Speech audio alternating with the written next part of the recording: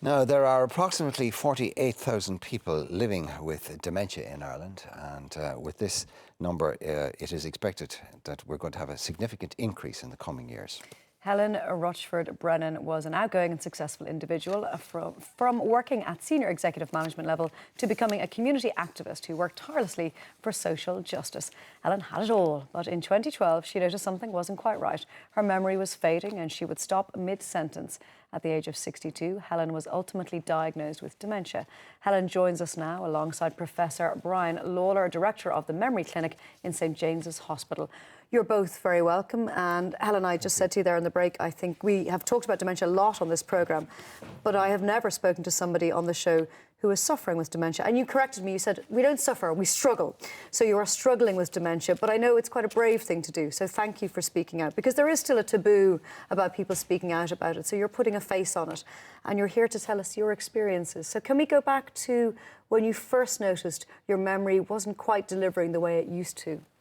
I suppose in my mid to late 50s, I realised there was something, something wrong, but I wasn't quite sure what it was. And I then found myself for a couple of years, I suppose, really pre my diagnosis, that I couldn't remember words, that I couldn't remember names, that I was speaking in mid-sentence, I just froze, the words just wouldn't come. And did you mask it for a while? Did you hide it and try and cope around it? Oh, absolutely. Yeah. Cover up is the name of the game when you have this illness.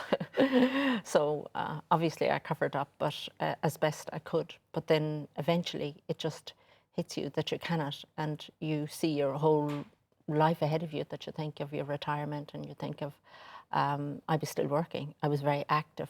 And I thought for a while, well, maybe I was involved with too much, and my family thought I was involved with too much. And they all realised that I was forgetting words, obviously, but then you give up things and you have less committees and you do less work, and then the problems are still there, they're getting worse. And was there one moment or one incident that made you think, okay, this is not just I'm too busy or I'm tired or I'm stressed, this is something else? I think, yes, at work. I think when I found that my in-tray wasn't moving to delegation and off my desk, I realised there really was something wrong. And I remember being speaking in London, and I was in the Irish Embassy, and I was really, I just couldn't think what was wrong, why I was so nervous about people that it didn't really matter. I was speaking about the Western region, and it was all familiar stuff to me, so why was I so worried about it? But I had everything highlighted.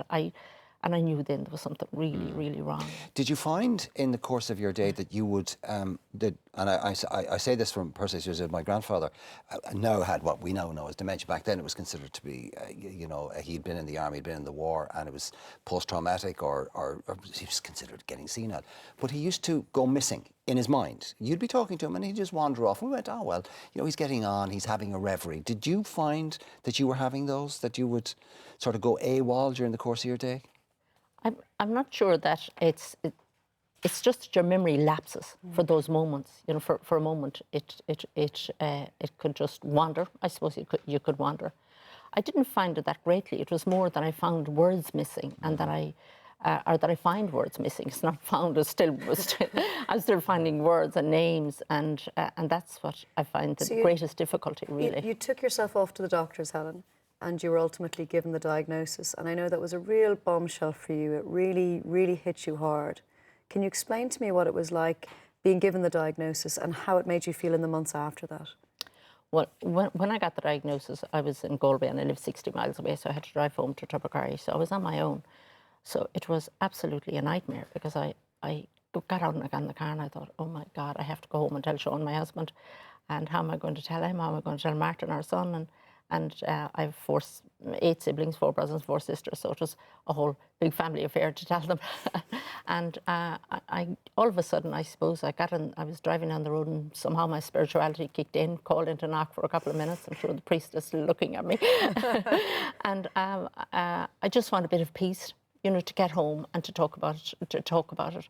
And at this stage, I had left my place of work, so my career was over. And then I realised that everything else was over with it. So there was 10 months of all the different things that I was involved in, that slowly but surely they all just ebbed away. And then finally, I was lucky because I had been to my consultant and he said to me, do you know you should get in touch with the Alzheimer's Society, because I think at that stage Sean was just beginning to wonder, you know, what was going to happen. I was beginning to wonder myself in some way what was going to happen in my life, because there was nothing but tears and frustration of nowhere to go and nothing to do and couldn't be involved. All the future plans, our retirement, the great times we were going to have, all gone. And that's reality. That's dementia. And so then I got in touch with the Alzheimer's Society of Ireland. And thankfully, they showed me a path back and gave me the opportunity to get involved. I got involved firstly with the first I heard, they mentioned to me about research. And so I got involved with Trinity. And then Trinity Professor Michelle Durham helped me to get some cognitive rehabilitation, which really, I had not used a diary. For somebody that had used a diary all her life, I hadn't used a diary. I couldn't use a computer. I actually froze with the, and Brian will fully understand this, I froze in front of the computer. I just couldn't type a letter. I just couldn't type. I even asked my son one time to help me to do something for the Alzheimer's Society. And he said to me, no, Mum, you wrote all your life. You did your own letters, you did your own speeches, so just, you do it yourself, but I might edit it for you. And it was just that bad that I just couldn't do anything. So now I find advocacy work has filled that hole of all of the things that I was doing, and that I'm no longer, I suppose I didn't want to talk about it locally because of the stigma. There's a huge stigma. It still exists with the illness. And so we want to get that message out there, the voice of the person that has the illness, just to say, look, I'm okay. I can live reasonably well with this illness. Yes, it has its difficulties, but you know, I drive. I took my driving test.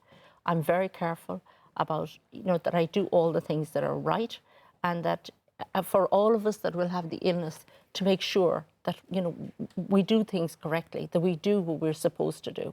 And by advocating and telling others that I can live and I can get on with my life to a reasonable extent. I'd like to have some of those things, but they're dreams. They're for somebody else now, you know, they're not for me. So, so thankfully, by advocacy and by getting out there. The great lack of resources, I have to say, as somebody that has been fighting all their life for rights, the great lack of resources, you know, certainly I find it difficult that we haven't the funding. And so that's why I suppose we're here to talk about, you know, too, about our Tea Day and about fundraising for the Alzheimer's Society. And it's so important that we try and get other people not to be afraid to talk about the illness and be able to come and talk about it. And that there is life after diagnosis. And there's life after diagnosis. Brian, Professor Brian Lawler, can I bring you in here? It's astonishing, Brian, in my lifetime, and I suppose in yours as well, you've watched it go from people not knowing anything about it, being misdiagnosed, going from being called the living death, which is awful, which is a dreadful thing to say. We've now learned so much more about it. But in learning about it, the umbrella that is Alzheimer's has gotten even bigger. It manifests itself in all sorts of different ways. There's variations, there's different degrees of severity. So what does it actually do to us? Well, first of all, I want to say what a positive story here from Absolutely. Helen. It's just a wonderful story, and for Helen to come out here and to be able to tell the story about what it's like to experience Alzheimer's disease at an early stage, and in such a positive way, and how she can adapt and live her life fully and be able to still achieve so much. And having such a purpose in life, I just think it's fantastic. And I think it's fantastic, Helen, to be able to come out and do this. It's just wonderful to be here with you. Here. With regard to, you know, the landscape of Alzheimer's disease, I mean, it is, I mean, the presentation can vary. I mean, the actual rate of progression can vary. And I always say to people that it's very, very important, you know, to stay in the moment and to be as positive as possible. Not to look back and not to look too far forward, and live, as Helen is living, very much in the moment and able to do all the things that she can do. And there are things, as she said, she mentioned about Michelle Kelly, who was able to do some cognitive rehabilitation with her. There are very positive things that people can do at all stages of dementia, at all stages of Alzheimer's disease. And little strategies that you can learn, that you can pick up, that can help you function at a better level. Not giving up work straight away. You know, you can adapt. Brian, you can actually, you know, as Helen would say, you You can still drive at the early stages as long as you can have onward assessment. There's lots that we can do, and I think it's a story of enablement rather than disabling people, I think, at this What stage. about picking it up? How soon? I mean, Helen was mentioning there about, getting into her mid to late 50s and, struggling for words or stopping mid-sentence. There's a lot of us in our mid to late 50s, and I'm one, and you find that happening all the time. You kind of think, well, you know what, I'm getting on, I'm heading for 60, sure, that's what happens. And you don't pay any attention to it. Well, first of all, I mean, when you have some lapses in your memory or you have some difficulty in word finding, as you can have here on a show like this, it doesn't necessarily mean that you're developing Alzheimer's disease. And oftentimes when people have these difficulties in midlife or beyond, they worry excessively, particularly if there's a family history. And in that situation, it's very important to go to see your doctor and have the blood test and have the cognitive test. And oftentimes, it may be stress, it may be perhaps some medication, or it could be a thyroid deficiency. It could be maybe you're drinking too much. And all of these things can be dealt with, and it's not necessarily something like Alzheimer's disease.